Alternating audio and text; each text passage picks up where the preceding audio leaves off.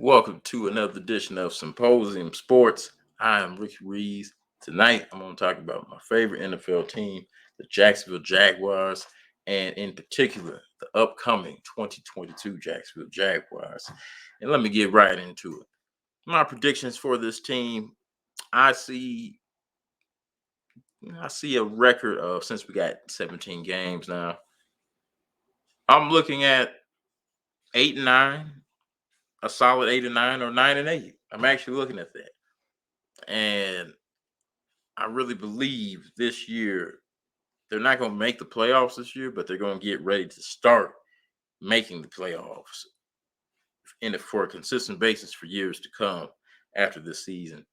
I think Trevor Lawrence definitely, with the coaching situation last year and everything, the distractions the coach brought to the team, he didn't bring none. He maintained his composure throughout the season. I really was impressed with that for him in 2021. He played a little nervous, but I mean, that's rookies. That's a rookie for you. But I'm not expecting those nerves this year. I'm expecting him to have a really good season. Maybe not near a breakout season, but a really good season. I really see very much improvement from him. I'm also looking forward to Trevor ATM returning. That's an X factor on offense. As long as he's healthy and that leg is healed up very well, I see him providing some big plays in the offense, especially on third downs, especially when they need to get those third down completions, and takes the pressure off of Trevor making plays with his legs. Um, Also, James Robinson, he's still there. He's a very solid back. I still like him. So if you're going to still have a running game going, you definitely need at least two backs in Doug Peterson's offense. And I think we got two good ones right there. I also like, they got Rock Armstead still, Raquel Armstead.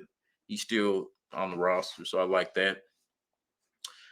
Receivers, there's a plethora of receivers. You got Laquan Treadwell, you got Marvin Jones Jr., still good receiver. He had a really good season last year. I was very impressed with him. Then you still got who's the other guy they got? They got a few other guys at free agency that I like. So the receivers, I'm not really too worried about them at all. It just depends on what Trevor uses, the weapons that he utilizes in offense. The tight end situation is decent. I can't complain about that for what they have. Losing Brandon Linder was a big deal at the center position. And also AJ Cann going to the Houston Texans. That was a big loss. So the line is definitely getting revamped. They still have Andrew Norwell, but he's more from the scheme that they were trying to keep going from the Jacksonville team, that 2018 season. But he's still there, and we'll see what he can do. They did keep Cam Robinson. I like him as the left tackle, so they did keep him. The defense, I'm looking forward to this defense. Now, Saxonville was a great team. That 2017 Saxonville defense, oh my God, they were so fun to watch. They were very fun to watch. I mean, you had Dante Fowler, Yannick Ngakoue, Calais Campbell, Marcel Darius, Aubrey Jones. There's another pass rusher I'm missing.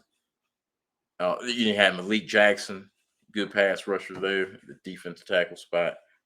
I mean, they had guys coming from everywhere. Even Dewan Smoot would even put a little pressure in his rookie year that year.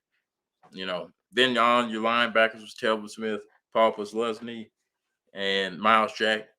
Very, very good talent right there. And then you had Jalen Ramsey, H.A. Bouye, Barry Church, and Tashawn Gibson.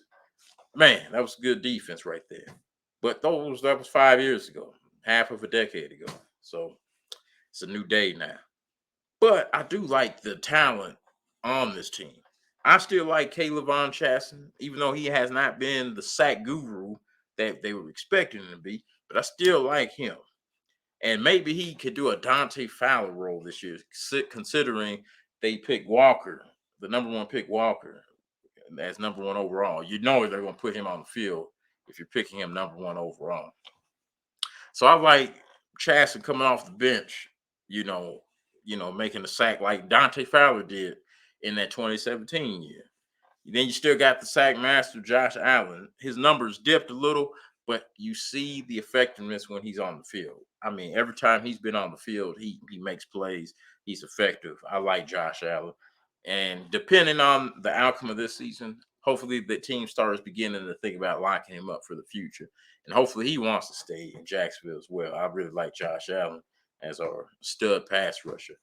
Then you still got Dewan Smoot, who's a very good pass rusher still. I still like Dewan Smoot. And then Jay Tufule. I want to see more from him this season. I didn't really get to see too much of him last year, but I think he's an X factor on the defensive line front. Also, the defensive backs, they're getting better. I like Shaquille Griffin. Shaq Griffin, he's still pretty good. The safeties, I want to kind of see Andre Cisco more in there. Andrew Winger, he's more of a special teamers type of guy. He can make plays for you on defense occasionally, but I don't think he's an every down safety. I would like to see Andre Cisco in there if they can get him up in there. Then you got Tyson. Uh, oh man, I don't forgot his name. No, don't let's not do that. But he's number 32. He's a good defensive back. I think, he was taking a little bit too many risks last year, but I think, after another year in the defense, he'll be doing very well. But then you got Jamal Agnew, who's a great kick return. I really like seeing him return the kicks. He's a good kick return. But this team, I would say 8-9 or 9-8. They could do that. They can easily do that with this type of talent they have. And I hope they exceed my expectation. I really do. I really hope they exceed my expectation. But just from the outside looking in like that, and they're still running a 3-4 scheme on defense.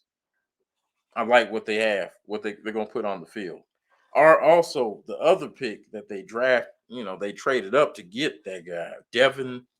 I think his name was Devin Lloyd. I think it's Devin Lloyd. I think. But he's good inside linebacker from Utah.